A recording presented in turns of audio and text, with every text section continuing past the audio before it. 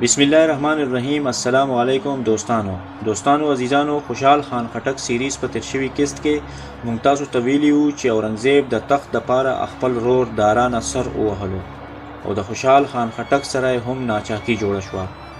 د دې ناچاکۍ څه وجوهات وو؟ لکه څنګه چې مونږ تاسو ته مخکې ویلي وو چې یو وجه دا وه چې په دهلي کې د خوشحال خان خټک پسې د سازشونو سلسله جوړه وه. دویمه وجه دا وه چې مغول به همیشه د طاقتور او مشهور منصبدارانو نه یره کېدله.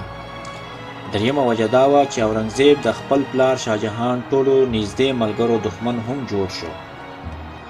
لکه چې څنګه په تاریخ کې د هرې نوې بادشاهۍ خپل اصول وي، همدارنګې اورنګزیب هم د خپل پلار جوړ کړي ملکانو او منصبدارانو ټولو ته په شکی نظر کتل شروع کړل. لکه څنګه چې د خوشحال خان خټک مزاج او کردارو او د پاسه نه په دهلي کې سازشونه، نو اورنګزیب شک په یقین کې بدل شو. گو چې یقین یې یقینا غلط و، ځکه چې خوشحال خان خټک د اورنګزیب د ظلم په وجه زړه ماتې ضرور و، خو باغي نه و. همدغه وجوهاتو چې اورنګزیب خوشحال خان خټک ته په 1458 کې بلنه ورکړه. کله چې خوشحال خان خټک د اورنګزیب په دربار کې پیش شو، نو اورنګزیب خپلو سپایانو له حکم ورکړو چې خوشحال خان خټک گرفتار کړي. خوشحال خان خټک گرفتار شو او د رتنبور کیلې په زندان کې بندیوان شو. همدغه مقام و د ژوند چې هغه خوشحال خان خټک پیدا شو چې بیا یې په تاریخ کې خپل مقام پیدا کړو. د دې واقعې نه پس د خوشحال خان خټک د مغولو سره د مرستې او وفادارۍ تصورات مکمل بدل شو. څه موده پس اورنګزیب ته د خپلې غلطۍ احساس وشو، ځکه چې په کومه سیمه ورته خوشحال خان خټک شورشونه ختم کړي وو، هم په هغه ورته یوسفزۍ قبیلې سرپرکړیو بیا سرونه راپورته کول شروع کړل.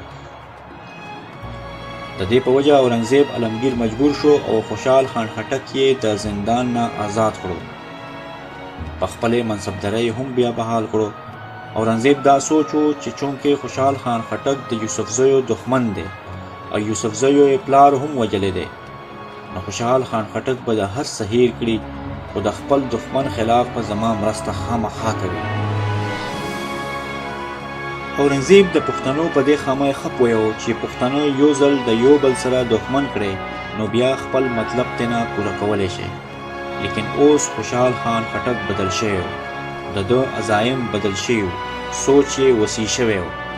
دوی به دا ویل چې ما د مغل سلطنت د مفاداتو خلاف یو غلط کار هم نه و کړی او خپلې ایماندارۍ سره مې د مغولو خدمت کړی و، تر د دې حده پورې چې خپل پښتانه مې ورته محکوم کړل او د دوی په سر مې خپلو پښتنو سره جنګونه وکړل.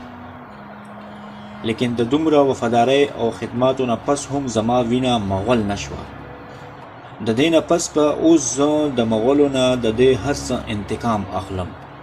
د به دا خبرې په اشعارو کې په مختلفو محفلونو کې کولې چې کله دا باغیانه اشعار د مغول سلطنت غوږونو ته ورسېدل، نو اورنګزیب ورته ملګری یا دښمن جوړولو پیشکش ورکړو.